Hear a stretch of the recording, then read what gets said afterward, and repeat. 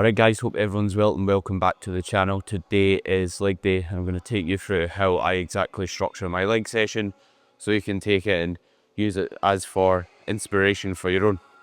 The reason I say inspiration is obviously everyone's needs are different in terms of physique development, so there's no one size fits all approach, but this is how I currently structure my leg day. This is how I like structuring my leg day, so I'm going to talk to you through it and the reason behind the exercise order. So first off, starting off with calves. The reason I like starting off with them means they're not getting neglected towards the end, can help your ankle mobility, and it doesn't take away from subsequent lifts. And here I've got 3 straight sets of basically between 8 to 15. I just pick one weight and then let the reps taper down as the sets go on. A good indicator if you're training to a close proximity to failure is if your reps are tapering down as you're using the same weight for each set. What I mean by that is if you get 10 reps, 10 reps and 10 reps, you've definitely held back.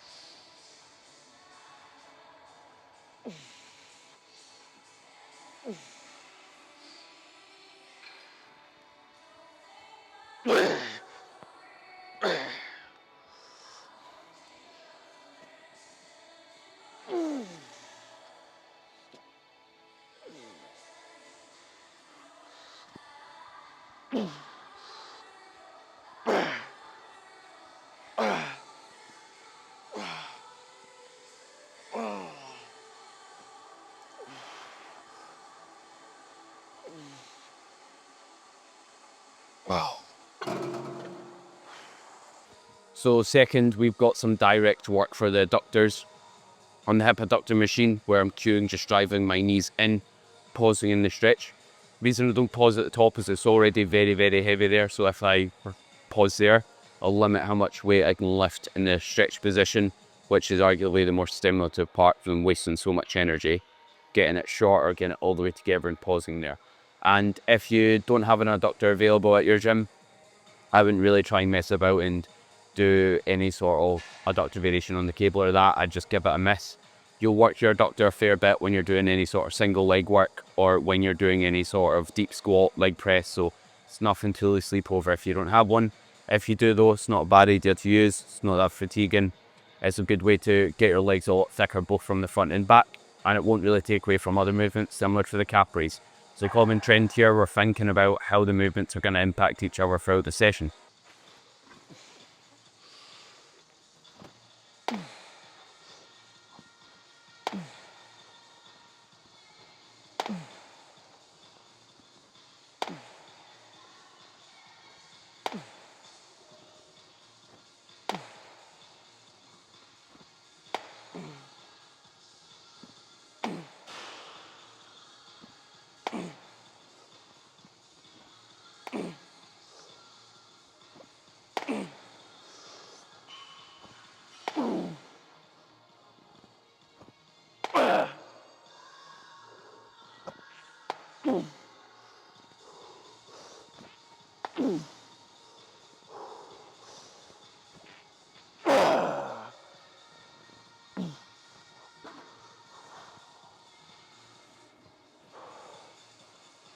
So here we've got a rest pause set, which is pretty much 3 sets, 30 seconds rest between each, and then basically reaching 3 failure points, which just is a way to get more done in a shorter period of time.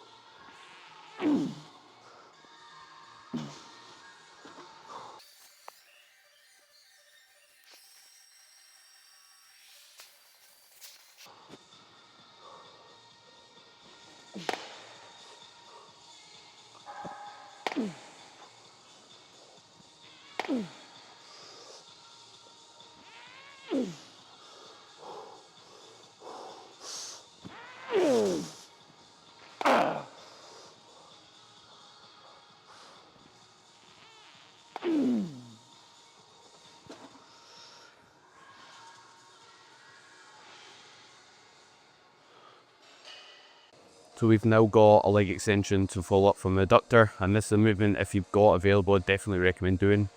When we do any sort of squat or leg press, we don't really work the rectus femoris much, which is the part of the quad we're working here. So I'd kind of, well, not a must, but I'd say if you've definitely got it, you might as well do it. If you don't have a leg extension, if you do any sort of ab crunch machine where your feet are hooked under, a hanging leg raise, basically anything where you're moving at the hip, you'll work your rectus femoris. So like a sissy squat will be another one there. And the reason being is it's a biarticular joint, or muscle, sorry, which means it crosses two joints. So when you're moving the hip, you shorten it. When you're moving the knee, you kind of lengthen it. So if you're moving both joints at the same time, you're not actually getting much change in length, if that makes sense. So yeah, 2 sets here.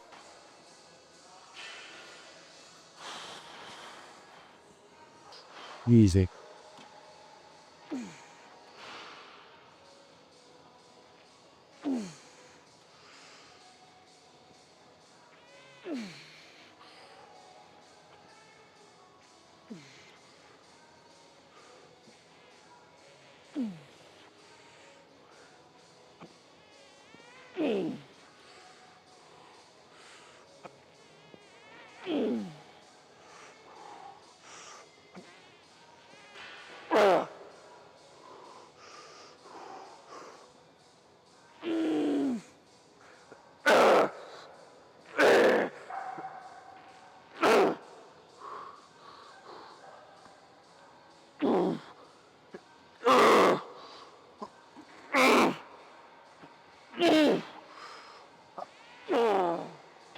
Oh, fuck.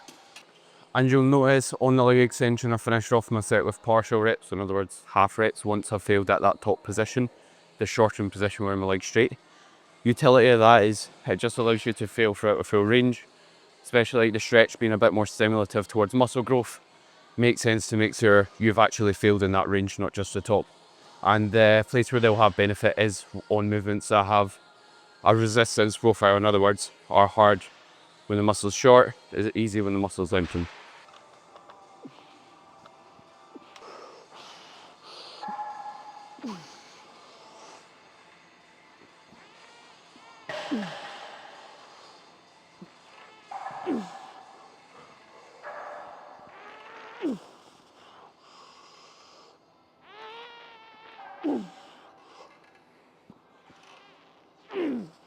Come on.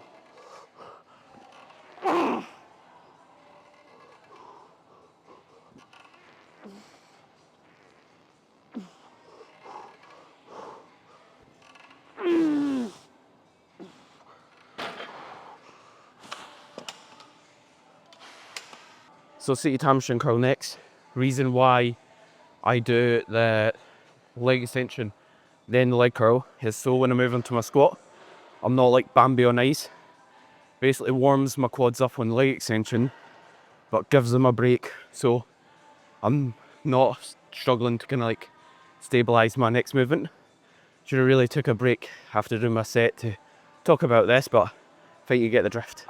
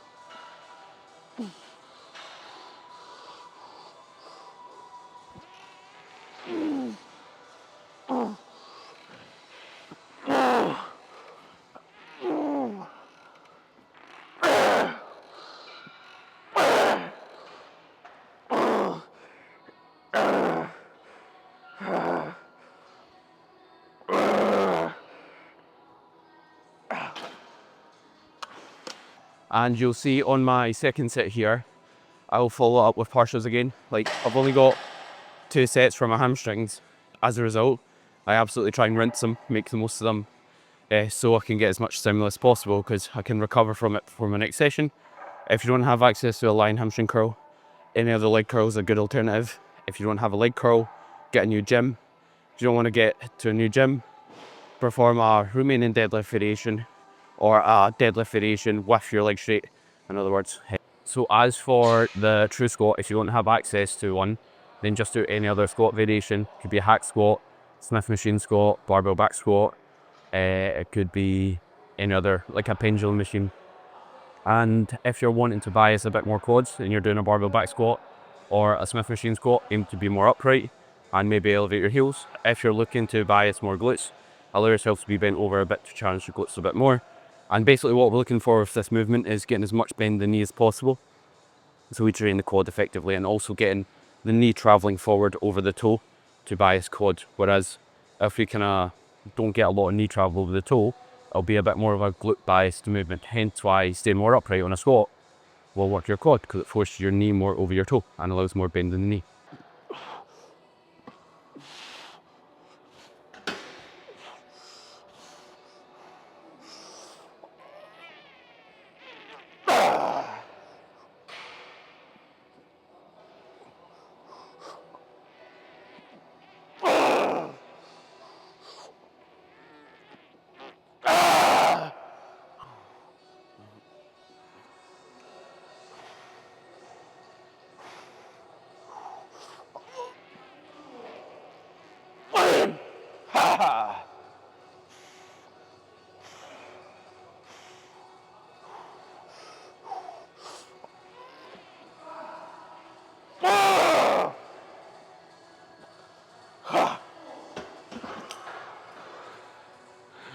And as shown, we next have the leg press. If you have leg press that's maybe not designed the best, a few manipulations that you can do to get a bit more out of it. Place a yoga mat or a plate behind you to get a bit more range of motion. Use Olympic lifting shoes to get, again, a wee bit more range as well.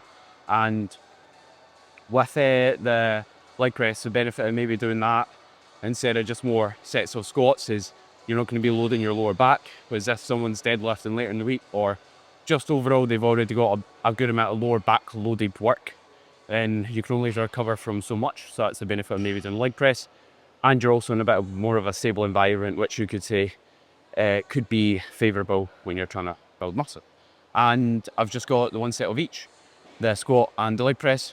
Reason being is I need more muscle everywhere, but my legs are a wee bit stronger, so I can get away with a bit less overall work there to free up recovery capabilities for my upper body that does definitely need work there. Come on. Come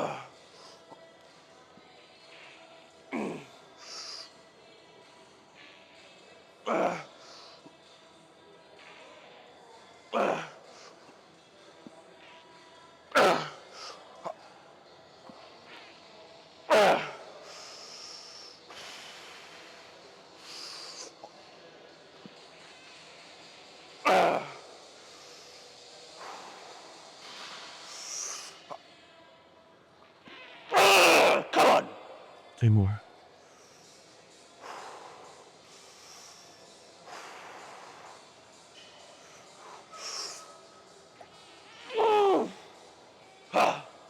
Easy.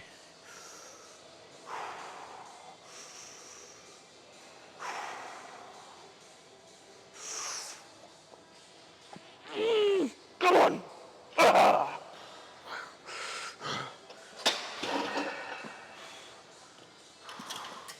So next we've got a unilateral movement, which is basically like a single arm, single leg movement. Benefit of doing that is it helps and balances left to right. And I've just got the one set of walking lunges. And with the walking lunge, this isn't, again, a movement I'm trying to isolate one thing. I'm just kind of hitting a bit of glute, a bit of quad, bit of even erectors and traps, just holding on to the movement and doing, like, 20 to 30 sets. So it's definitely a rough movement, but doing things that are challenging makes things that aren't as challenging easier, if that makes sense, which is sometimes a good reason to program certain lifts. And as for the walking lunge, if you don't want to do a walking lunge, you could do like a heel elevated split squat. You could do a single leg press. You could do a Smith machine split squat. You could just do any other single leg variation really. ideally a compound just for a bit more return through investment. So yeah, great session so far. Absolutely everything's up. So it should be. Like, you're in complete control over the meals you eat, the water you drink, the amount of sleep you get. So it's like, if you're not progressing, it's down to you. It's not anyone else's fault, so take ownership. And if you are ticking your boxes, if you are having the same amount of water, eating well around your session, if you're nailing all your variables and you're not moving forwards, then you are not training hard enough. So that's a thing I absolutely love about bodybuilding. You're in complete control. Like, obviously you can't control the placing, but you can control your own progress. You can control if you're eating the right food. You can control if you're mincing about and getting a meal deal for your lunch and going into your session drinking no water except having a monster halfway through whatever reason. So yeah, you're in complete control. Take ownership, nail your variables, and then the progress will be there session to session.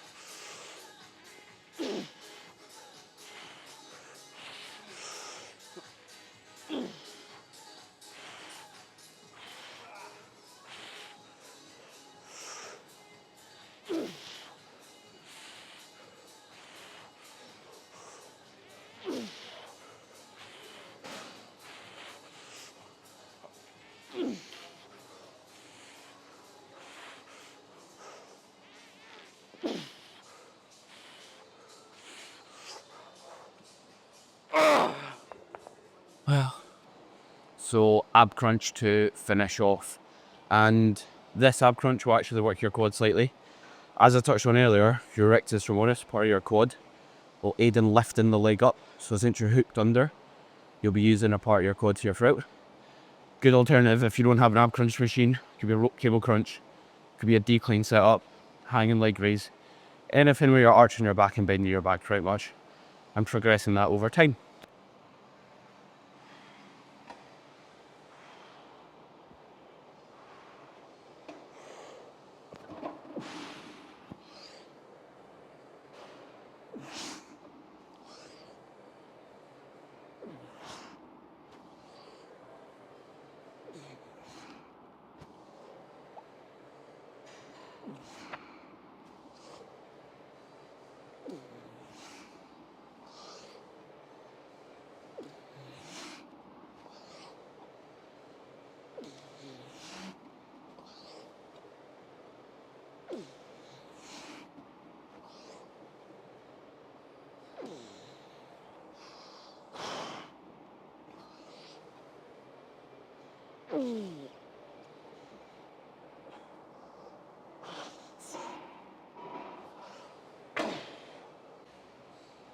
And the weak cue I like to use whenever I'm doing an ab crunch variation is as I drive down, think about curling into a ball so you get as much round in your back as you can and almost blowing out birthday candles.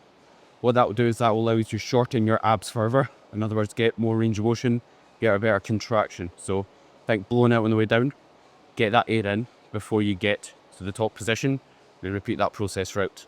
So to wrap up today's session, we've got a crossbody tricep extension, which is a really good like joint friendly tricep movement, which is something you want to consider if you're hitting a body part quite often with like high frequency, a lot of overall volume or sets. You want to make sure like your exercise selection is pretty joint friendly, because if not, it'll just batter your joints up, which will be the limiting factor of growing a certain body part. Reason I do triceps at the end of legs is because they're weak. I need more arms, hence why I'm doing more arms. Reason why I don't do it at the start, yes, I'm fresher, the work could be better quality, is when I'm going in for legs, I want to mince about and do tricep extensions, especially when I do so much more isolations. I want to like get my head down. I'm in the mood for legs, so I want to train legs. So yeah, rest pause sit here. So just 2 sets, 20 seconds rest between them. Reason I only did 2 is I'm training my triceps in 2 weeks time. So not, this is Wednesday, I'll train them Friday again. and I want to be fresh for that push day, so don't do too much there.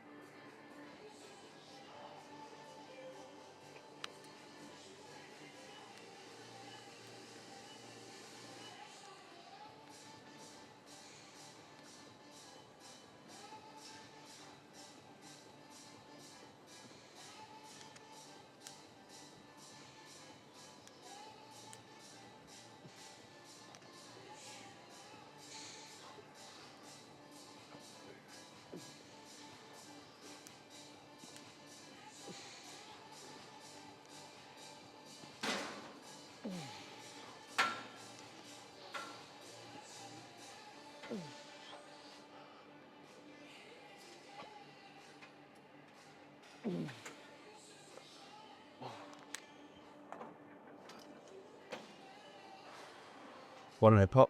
I could have went for another there, but I don't think it would have completed the rep, so I'd rather save that since it's already progressed, and then try and progress my subsequent set as well, instead of just matching reps.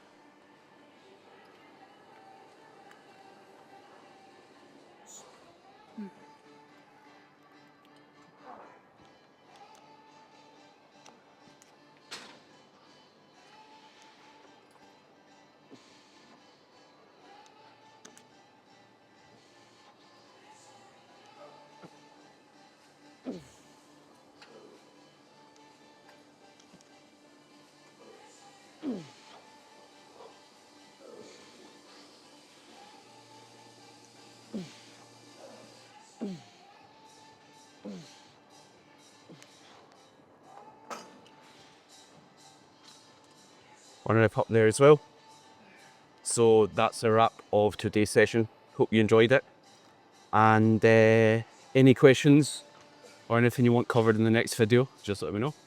I'm looking to bring these videos out monthly and like rotate through the different sessions, just because if I keep doing legs every month or whatever, I won't have much to talk about. So if you got any topics or suggestions or things you'd like covered, please leave them in the comments, and any support in the video is also massively appreciated.